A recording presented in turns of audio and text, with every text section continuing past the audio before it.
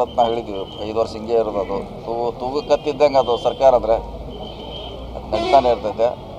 ಸರ್ಕಾರ ನಮಗೆಲ್ಲ 5 ವರ್ಷಕ್ಕೆ ಅವಧಿ ಕೊಟ್ಟಿದ್ದಾರೆ. ಒಳ್ಳೆ ಕೆಲಸ ಮಾಡ್ಲಿಕ್ಕೆ ಪ್ರಯತ್ನ ಮಾಡ್ತೀವಿ. ಸರ್, ರಾಜ್ಯ ಕಾಂಗ್ರೆಸ್ ಸರ್ಕಾರ ಎಲ್ಲೋ ಹಿಂದೂಗಳನ್ನ ಟಾರ್ಗೆಟ್ ಮಾಡ್ತಾ ಇದೆ ಅನ್ನೋ ಆರೋಪ ಕೇಳಿಬರುವಂಥದ್ದು. ಅದಕ್ಕೆ ಒಂದು ಎಲ್ಲೋ ಕೇಸ್ ಹಾಕ್ರಿ ಹಿಂದೂಗಳು ಆಯ್ತದ ಒಬ್ರು ಯಾರಿಗಾರ ಒಂದು ಯಾವುದೋ ಕೇಸ್ ಹಾಕಿದ್ರೆ ಎಂಟೈರ್ ಹಿಂದೂ ಅಂತ ಆಗಲಿಕ್ಕಾಗಲ್ಲ. ಅದು ಕೇಸೇ ಅದು ಹಿಂದೂ ಅಂತ ಹೇಳಲಿಕ್ಕಾಗಲ್ಲ.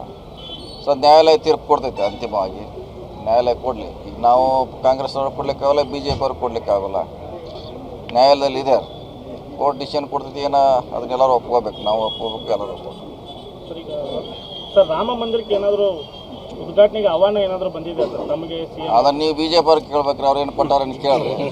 ಕೇಳ್ರೆ ಒಪ್ಕೋತೀವಿ. ಕೊಟ್ಟಿದ್ರು ಅಂತ ನಾವು ಹೇಳಿದ್ವಿ 5 ವರ್ಷ ಹಿಂಗೆ ಇರೋದು. ಅದು ತೂಗು ಕತ್ತಿದ್ದಂಗೆ ಅದು ಸರ್ಕಾರ ಅಂದರೆ ಅದು ನಡೀತಾನೆ ಇರ್ತೈತೆ.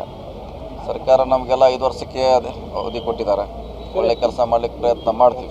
ಸರ್, ರಾಜ್ಯ ಕಾಂಗ್ರೆಸ್ ಸರ್ಕಾರ ಎಲ್ಲೋ ಹಿಂದೂಗಳನ್ನ ಟಾರ್ಗೆಟ್ ಮಾಡ್ತಾ ಇದೆ ಅನ್ನೋ ಆರೋಪ ಕೇಳಿಬರುವಂಥದ್ದು. ಅದಕ್ಕೆ ಒಂದು ಎಲ್ಲೋ ಕೇಸ್ ಹಾಕ್ರಿ ಹಿಂದೂಗಳು ಆಯ್ತದ ಒಬ್ರು ಯಾರಿಗಾರ ಒಂದು ಯಾವುದೋ ಕೇಸ್ ಹಾಕಿದ್ರೆ ಎಂಟೈರ್ ಹಿಂದೂ ಅಂತ ಆಗಲಿಕ್ಕಾಗಲ್ಲ.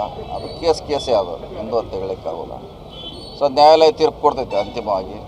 ನ್ಯಾಯಾಲಯ ಕೊಡಲಿ. ಈಗ ನಾವು ಕಾಂಗ್ರೆಸ್ನವ್ರು ಕೊಡ್ಲಿಕ್ಕಾಗಲ್ಲ, BJP ಅವ್ರಿಗೆ ಕೊಡ್ಲಿಕ್ಕಾಗಲ್ಲ.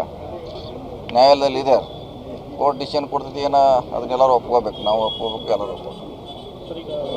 ಸರ್, ರಾಮ ಮಂದಿರಕ್ಕೆ ಏನಾದರೂ ಉದ್ಘಾಟನೆಗೆ ಆಹ್ವಾನ ಏನಾದರೂ ಬಂದಿದೆ ಸರ್ ತಮಗೆ? ಅದನ್ನು ನೀವು BJP ಅವ್ರಿಗೆ ಕೇಳ್ಬೇಕ್ರಿ. ಅವ್ರು ಏನು ಕೊಟ್ಟಾರ ಕೇಳ್ರಿ. ಕೇಳ್ರೆ ಒಪ್ಕೋತೀವಿ. ಕೊಟ್ಟಿದ್ರು